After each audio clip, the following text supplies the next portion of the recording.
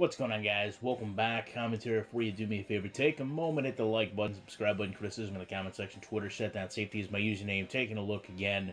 Nascar Heat Evolution on my PS4. I want to show you real quick. Obviously, you know the sponsors have been getting me the money. You can see there I've got my bank. We go to the team here, and we take a look at the upgrades you can buy. We'll start with the garage space, which allows us to just have a garage to build stuff in. And the next thing we'll be able to do is invest in this milling equipment. Now, I don't quite have the money to do it, but we should after the next race. But that's kind of how you progress in this game as we head over to Phoenix. Phoenix is going to be one of the first tracks that we actually use the brakes in this game with. The reason I mention that is because the braking in this game is very weird. At first, I thought it was replicating the brakes being cold, and when you get on the brakes hard, the car just wants to spin around. But I actually think now, when they did the brakes, they kind of messed the bias up on the brakes, because for whatever reason, the rear tires just lock up first. So it's something they really need to look into. And as we go out to Phoenix, which, by the way, holds a distinction, is the first time I ever went over a wall for a pit crew. I went over for a nationwide team in 2008. So Phoenix, really cool place for me. To me, this track seems way too big for Phoenix. This almost looks like Vegas-like in its size. But being the first time we're going to hit the brakes, the first time I tried to race here, I really was like, oh, this absolutely feels terrible. This track here, in my opinion, as far as all the tracks I've ran, which really only about 8 or 10, so I suppose it could get worse. This track here holds a distinction as the worst driving track in this game. It's a tough track to get around in a good simulator. It's a terrible track to get around in really what is, in my opinion, kind of a below average racing game. I also hate, again, we talked about group qualifying not being implemented. I hate that all the cars are sitting on pit lane and there's not group qualifying. That makes no sense. Why are they there if they can't come out and qualify with me the way they normally would? Digressing will be a major part of all these videos. So we'll roll off here and try to get a decent finish at a short track. And usually the AI slams on the brakes going into turn 1. Again, I have to turn my mirror on every single time I play this game. And like normal, for some reason, my fourth gear is just terrible. And as soon as I shift into it, everyone decides to pass me and go past. I guess I can save off some of it this time. However, in real racing at Phoenix, cars will get down on the apron here all the time. Like, it's almost a line for some cars. Now, in a game that prides itself on cars driving on the apron, like this one seems to do at tracks that really don't have it happening, like we saw, I believe, in Atlanta, I think we saw that. Why wouldn't cars go on the apron at a track they normally would? I mean, the apron here is relatively flat.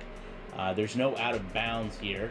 I'll go on it and drive just fine. The game doesn't slow you down for going down there. The only problem is, traditionally, when you would cut down here, you get so far away that you lose the perspective of where the cars are. So it makes it difficult to kind of come back up on the track.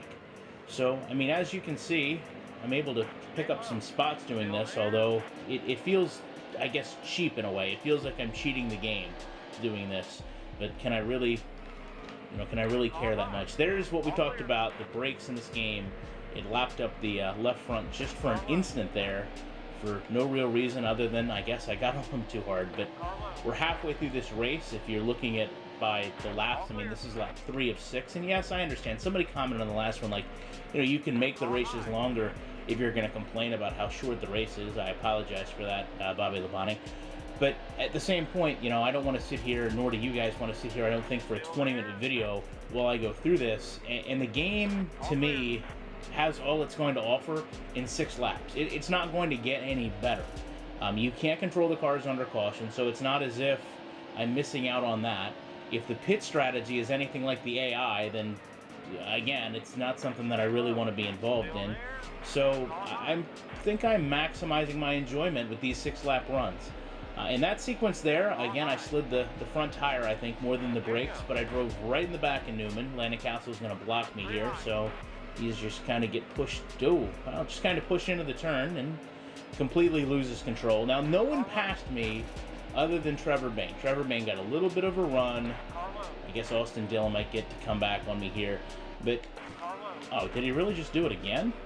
Now, see, this is a perfect opportunity in this game. Oh, and now Casey Mears is going to do it. This is a perfect opportunity in this game for you to be able to develop rivalries. If this was real racing and I did that to somebody, they would definitely make my racing difficult for the next 2 to 3 weeks. Instead, it's like they have no idea. I mean, I'm probably going to be able to get a run on Castle here to the line. In real life, as I go all the way down to the apron to accommodate it, in real life, he would do everything he could right here to pin me down and block me out. And if not, just kind of turn me a little bit here. And instead, he's not going to do anything other than probably beat me to the line just barely. So, for what it's worth, that was probably the closest finish I think I've had. And because there's no pylon, I really don't know where I finished either. I don't know if he beat me or not. I guess we're going to have to wait.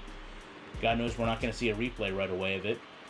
We'll look at my meaningless speed rating, and that'll be that. So, again, appreciate you guys checking these out. I'll be back later on with more commentary.